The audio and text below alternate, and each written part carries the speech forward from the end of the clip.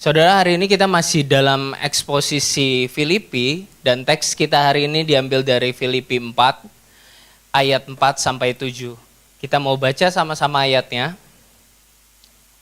1, 2, 3.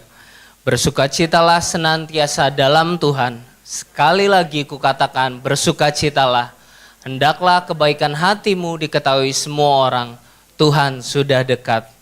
Janganlah hendaknya kamu khawatir tentang apapun juga, tetapi nyatakanlah dalam segala hal keinginanmu kepada Allah dalam doa dan permohonan dengan ucapan syukur.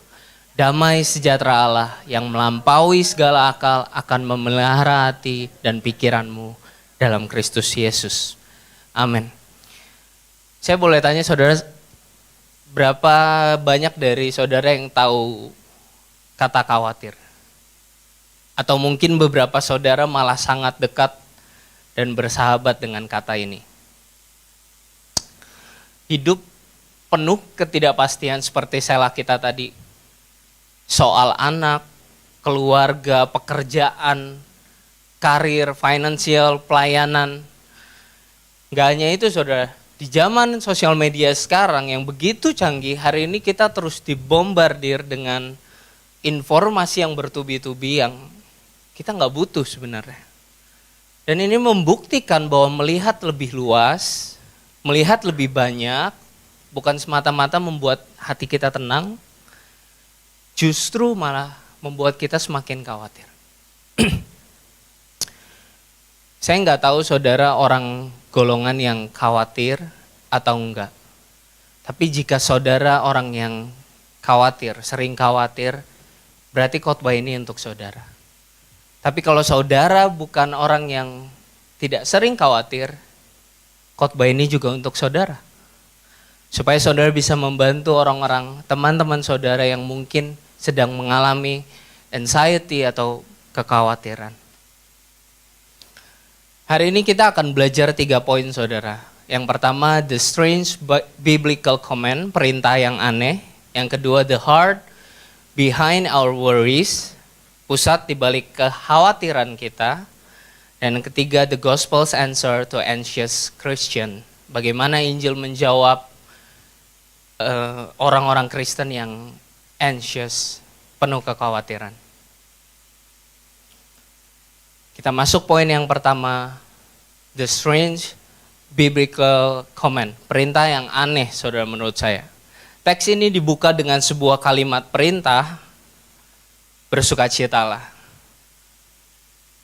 Dan seperti selah kita tadi, emosi bersukacita ini nggak bisa dipaksakan saudara. Ini aneh menurut saya. Emosi kok dipaksain? Coba saudara lihat anak saudara lagi nangis, tiba-tiba saudara bilang, stop nangis, happy. Pasti dia makin tantrum saudara. Dan ini yang menurut saya janggal, mana bisa sebuah emosi itu dipaksakan atau dilakukan dalam bentuk perintah. Dan bukan hanya itu, Paulus menambahkan, sekali lagi kukatakan bersukacitalah. Kita nggak perlu jauh belajar dari konteks Yunani atau Roma pada zaman itu. Kita belajar dari konteks Indonesia sebagai orang Indonesia aja nih ya saudara. Kalau mami saya udah ngomong sampai 2 kali, berarti itu penting saudara.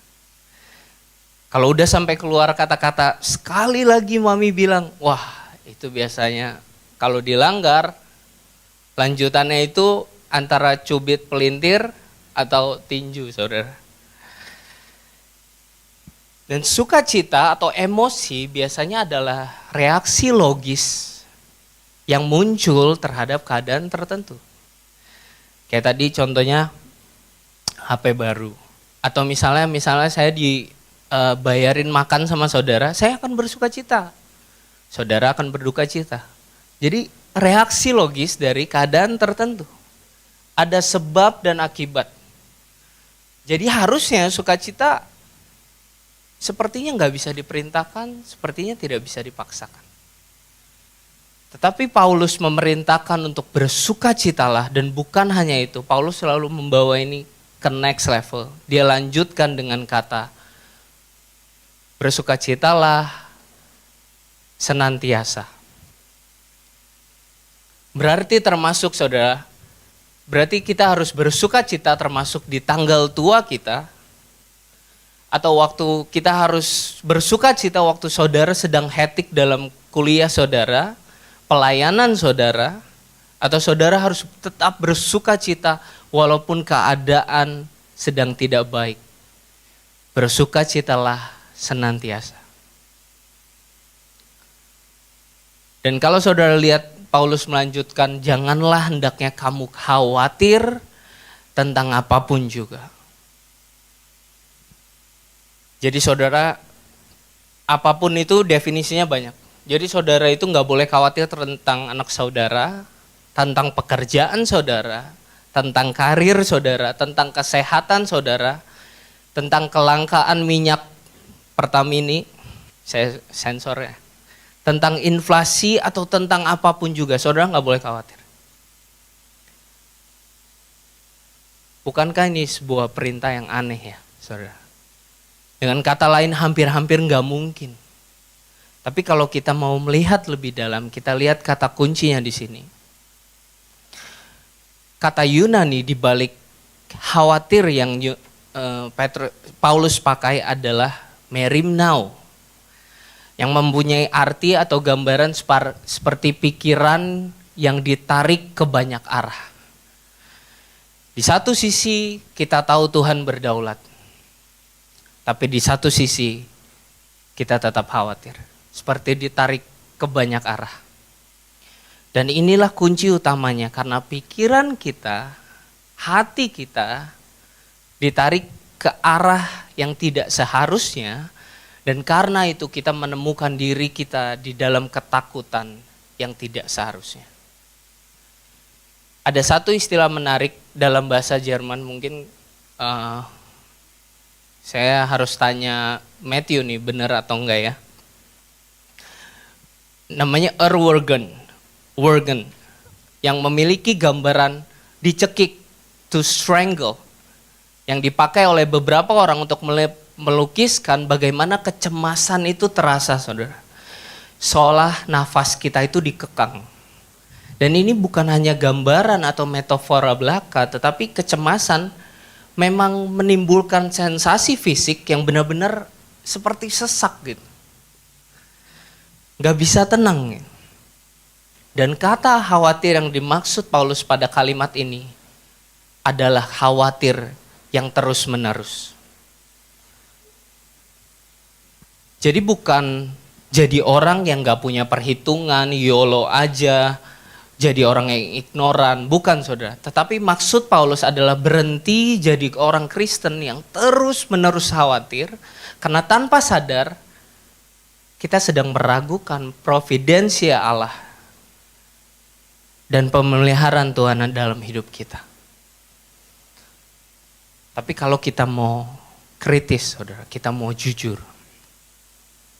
bukankah perintah ini kayaknya gak mungkin kita lakukan?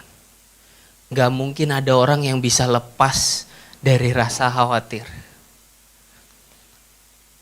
Oleh karena itu kita akan masuk poin yang kedua, supaya kita mengenali kekhawatiran jenis apa yang dimaksud oleh Paulus. The heart behind our worries. Jadi saudara, dalam poin ini menurut kita akan dibantu oleh sains. Menurut sains ada 3 jenis ketakutan yang biasanya manusia hadapi. Yang pertama, ketakutan natural. Respon adaptif dari tubuh waktu melihat bahaya yang nyata. Misalnya apa saudara? Waktu saudara lihat ular atau kecoa, biasanya langsung wah teriak, padahal dia kecil, dia nggak berdaya gitu. Tapi kalau udah keluar sayap memang rada menakutkan. Tapi jelas bukan ketakutan seperti ini yang Paulus maksud. Yang kedua adalah kekhawatiran klinis atau gangguan kecemasan, GAD, Generalized Anxiety Disorder. Di sini seorang mengalami kekhawatiran yang berlebihan tanpa dasar proporsional. yang mengganggu hidup sehari-hari. Ini membutuhkan perhatian profesional, saudara. Konseling, terapi perilaku, bahkan obat jika perlu. Dan kondisi ini bukan kondisi kurang iman ya saudara. Ini bukan soal kurang iman, tapi ini bagian dari hikmat. Tapi juga bukan jenis ini yang Paulus maksud. Khawatir yang ketiga adalah khawatir yang ditimbulkan oleh konsekuensi dosa. Misalnya Anda suka berjudi, lalu uang Anda habis, gak bisa bayar kontrakan, gak bisa bayar bills. Akhirnya Anda khawatir, dan bukan ini yang Paulus maksud. Jadi yang Paulus maksud khawatir seperti apa? Kekhawatiran yang berdasar pada hati manusia. Ini yang Paulus maksud. Kecemasan yang membuat kita meragukan providensia Allah, membuat kita meragukan Tuhan, membuat kita meragukan penyertaan dan penjagaannya. Sehingga kita berpikir kita bisa mendapatkan keamanan dari berapa secure-nya finansial kita. Sehingga kita berpikir kita bisa mendapatkan kenyamanan dari seberapa tinggi posisi kita. Atau sehingga kita mencari penerimaan utama dalam keluarga atau mungkin lingkungan kita atau mungkin dalam pelayanan kita. Dan Rasul Paulus sebenarnya hanya mengulang apa yang Yesus katakan pada Matius 6 atau Lukas 12. Kita lihat sama-sama. Karena itu aku berkata kepadamu, janganlah khawatir akan hidupmu, akan apa yang hendak kamu makan atau minum. Dan janganlah khawatir pula akan tubuhmu, akan apa yang hendak kamu pakai. Bukankah hidup itu lebih penting dari makanan, dan tubuh itu lebih penting dari pakaian? Jadi poin Paulus adalah khawatir yang ditimbulkan oleh ketidakpercayaan kita bahwa Allah bisa mencukupkan kebutuhan kita. Dan sampai sini kalau kita perhatikan polanya baik-baik, masalahnya, inti problemnya terletak pada apa saudara? Pada hati kita. Pada hati kita yang menginginkan banyak hal. Dan sering kali kita gagal membedakan antara keinginan dan kebutuhan. Apa yang hati kita inginkan, kita anggap itu jadi kebutuhan. Sehingga waktu itu gak terjadi, kita mulai khawatir. Waktu itu belum terjadi, kita mulai khawatir. Dan karena kita khawatir, biasanya respon manusia akan seperti ini. Kita akan melakukan berbagai macam usaha yang menurut kita akan menghilangkan rasa khawatir itu atau minimal mengurangi kekhawatiran kita. Contohnya waktu kita begitu takut merasa kurang, kita akan kerja mati-matian untuk sampai pada level tertentu. Kita akan tukar waktu kita. Waktu dengan keluarga kita akan tukar dengan kesehatan kita. Yang tanpa sadar kita menimbulkan kekhawatiran yang lain. Atau misalnya kita itu bukan cuma takut pada hal-hal yang fundamental saudara. Tapi kita juga takut akan pergumulan eksistensial yang kita inginkan. Yaitu apa misalnya? Pengakuan orang. Penghargaan orang lain, penerimaan orang, approval. Di dalam gereja misalnya, kita pelayanan supaya tidak nanti dipikir orang gak mau melayani atau gak kurang rohani. Maka gak heran seringkali gereja hanya jadi ajang performance. Karena yang penting apa? Adalah apa yang orang lain lihat tentang saya. Pelayanan adalah untuk mendapat pengakuan, pujian, dan penghormatan dari orang lain. Makanya dalam pelayanan kita seringkali kita khawatir. Is it good enough? Dan pelayanan hanya jadi bagian performance. Dan kalau semisalnya kita berhasil, saudara, mendapatkan apa yang kita inginkan, itu nggak berhenti sampai situ, saudara. Keinginan yang baru akan terus muncul. Dan saudara akan khawatir lagi, berusaha lebih keras lagi, dan terus akan berulang seperti itu. Jadi semacam loop yang nggak berhenti. Seperti hamster yang lari di roda itu muter aja, tapi dia tetap di tempatnya. Saudara perhatikan ya, kenapa hati jadi pusat dalam penyampaian khotbah hari ini. Hati yang tidak mau percaya kepada Tuhan, tetapi hati yang terus menginginkan sesuatu. Karena nanti solusinya, baliknya akan ke hati. Kalau kita lihat ayat kita tadi, damai sejahtera Allah yang akan memelihara apa, saudara? Hati dan pikiranmu. Jadi hati itu kalau di Alkitab bukan organ tubuh yang ada di sini ya, saudara. Hati yang dimaksud adalah pusat kontrol hidupmu. Itu hati. Pada waktu kita menginginkan sesuatu yang hanya Tuhan bisa penuhi. Hanya Tuhan yang bisa penuhi. Tetapi kita cari itu di tempat lain. Kita harapkan itu dari orang lain. Gak heran hati kita ini terus kecewa dan khawatir.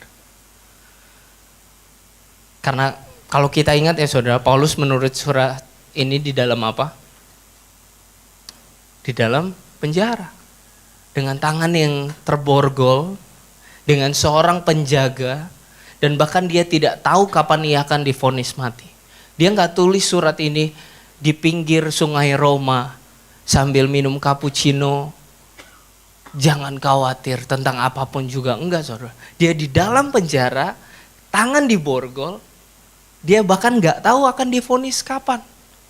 Tetapi justru di tengah keadaan mengerikan itu, dia bisa menulis jangan khawatir tentang apapun juga. Ada yang salah dengan Paulus, ada yang berbeda dengan Paulus. Bagaimana Paulus bisa begitu percaya kepada Allah di tengah keadaannya? Dan poin ini akan membawa kita pada solusinya, poin kita yang ketiga, jawaban Injil terhadap kekhawatiran kita. Sebelum kita lihat solusi yang benar saudara, mari kita sama-sama lihat apa yang seringkali dunia tawarkan untuk mengatasi kekhawatiran kita. Karena kita sering terjebak di sini.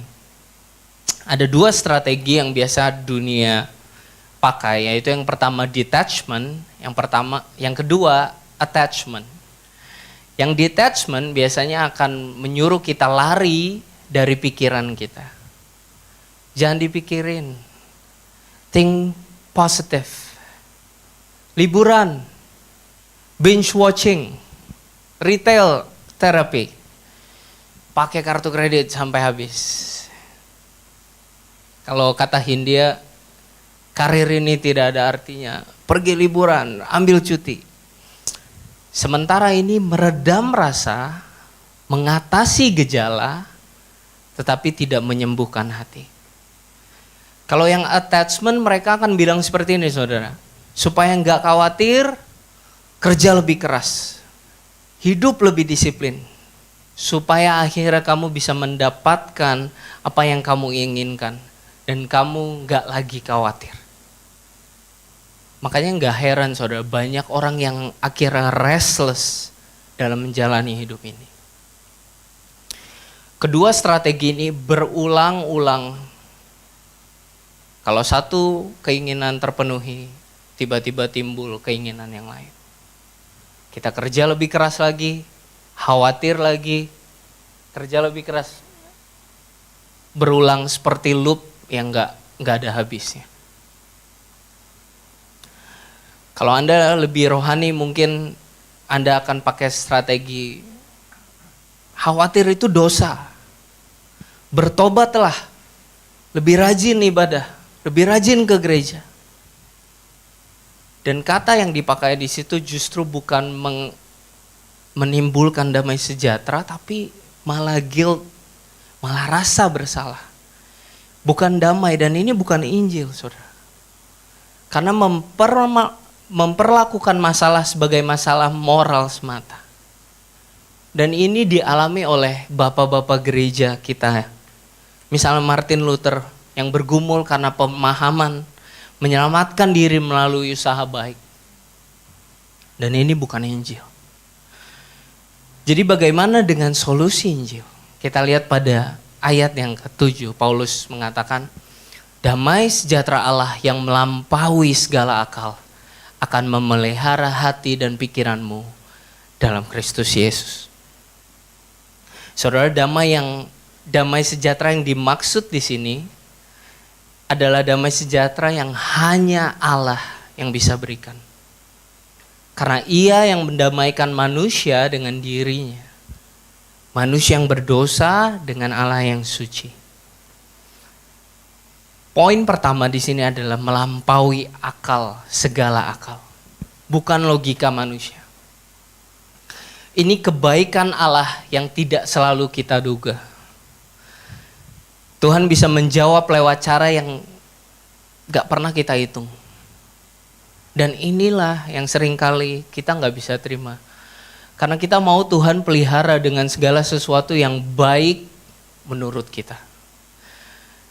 Kita mau Tuhan tolong dengan cara yang sudah kita tentukan. Kita seolah-olah tahu jalan. Harusnya gini sih, kalau mau ke sana, harusnya saya ditolong di sini.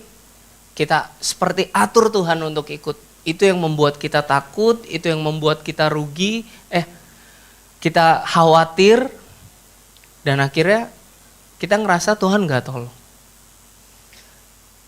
Karena kita hanya mau damai Allah yang sesuai akal kita, bukan yang melampaui akal kita. Yang berikutnya kita akan lihat kata memelihara. Kata ini adalah berdasar dari kata istilah militer, saudara.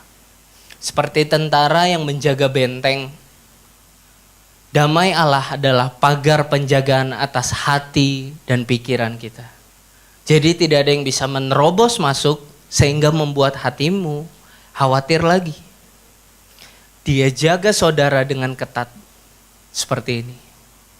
Dan ini adalah sebuah metafora yang menurutku cocok banget karena Paulus lagi di penjara. Dia lihat bagaimana para prajurit itu menjaga dia, menjaga benteng, karena dia lihat setiap hari, saudara. Yang berikutnya memelihara hati dan pikiranmu. Jadi saudara, yang dipelihara dan dijaga oleh damai Allah adalah hati kita. Saudara tahu kenapa hati kita yang dijaga? Kalau kita lihat pada 1 Petrus 5 ayat 7-8. Serahkanlah segala kekhawatiranmu kepadanya sebab Ia yang memelihara kamu. Ayat 8-nya dilanjutkan dengan sadarlah dan berjaga-jagalah. Lawanmu si iblis berjalan keliling seperti singa yang mengaum-ngaum dan mencari orang yang dapat ditelannya.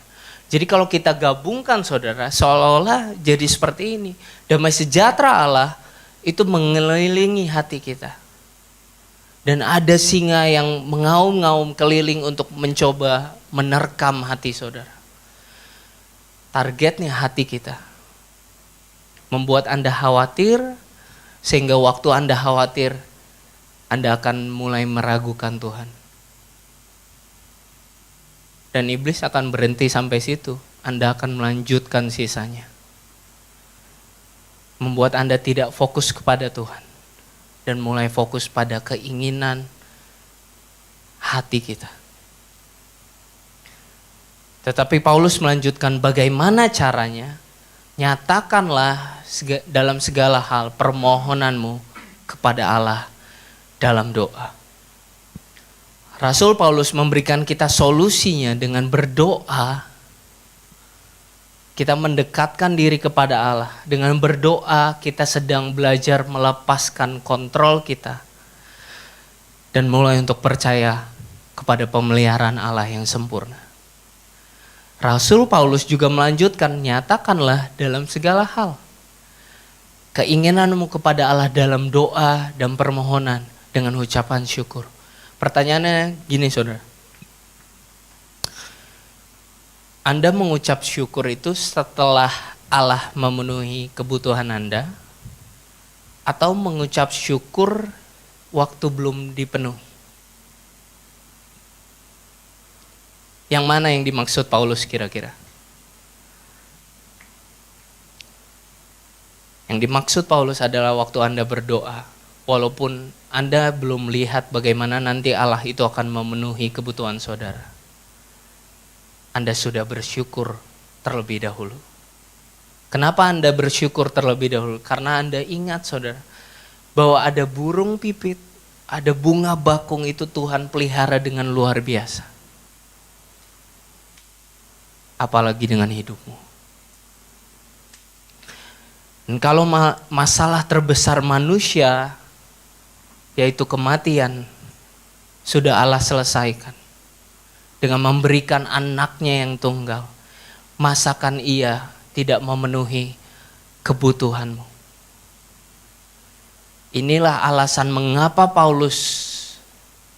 mengapa kita bisa mulai belajar bersyukur di tengah keadaan apapun yang kita alami. Ingat saudara, apapun ya. Di tengah akhir bulan, di tengah token bunyi mungkin, di tengah keraguan akan masa depan, di tengah kuliah kita, apapun. Ada satu ilustrasi, bukan ilustrasi sih, ini cerita asli dari Nancy Guthrie. Kalau saudara tahu, dia adalah seorang ibu yang mengandung, dan waktu dicek ternyata anaknya memiliki kondisi genetik yang fatal, Zellweger syndrome. Anak yang pertama ini hanya bertahan selama 199 hari dan akhirnya meninggal.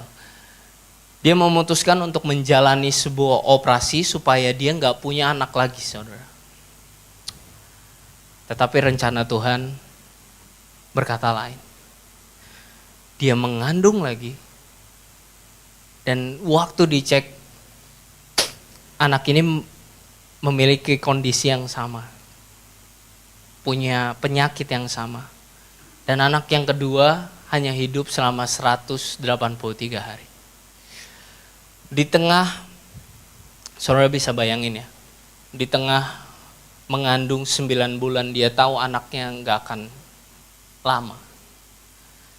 Gereja membantu dia, mendoakannya setiap hari, mendoakannya setiap minggu.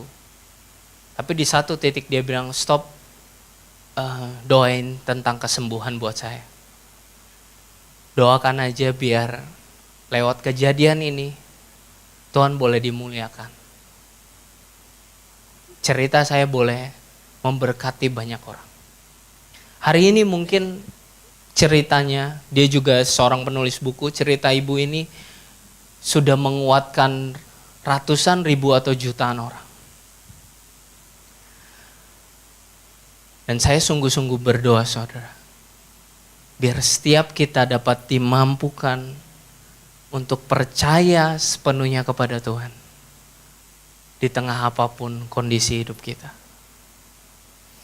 Di ayat terakhir kita lihat, dan damai sejahtera Allah yang melampaui segala akal akan memelihara hati dan pikiranmu dalam Kristus Yesus. Ini poin utamanya tuh. Dalam Kristus Yesus.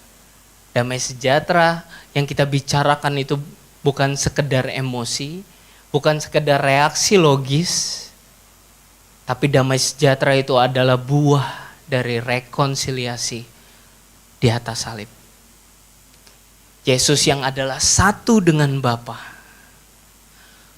rela terpisah supaya kita yang terpisah bisa jadi satu dengan Bapa. Yesus yang layak menerima segala penerimaan, rela ditolak supaya kita yang seharusnya menerima penolakan dari Bapa, karena dosa kita, karena ketidakpercayaan kita, karena kekhawatiran kita, boleh diterima, bahkan diangkat jadi anak. Dan Yesus sang sumber damai harus mengalami ketakutan dan kekhawatiran yang bahkan mengubah keringatnya menjadi darah. Supaya saudara dan saya yang ada di dalam Kristus Yesus gak perlu lagi hidup dalam ketakutan dan kekhawatiran. Sebelum kita tutup, saya ingin mengajak kita semua untuk masuk ke dalam momen refleksi pribadi. Saya berdoa biar Roh Kudus yang memeriksa hati setiap kita. Pertanyaan yang pertama adalah, apa hal yang akhir-akhir ini paling sering menarik hati saya ke berbagai arah? Dan apakah itu sudah berubah dari keinginan biasa menjadi kebutuhan yang palsu yang saya kejar? Yang kedua, di area mana saya perlu berkata jujur kepada Tuhan hari ini? Tuhan, aku mau percaya Engkau cukup. Mari kita tundukkan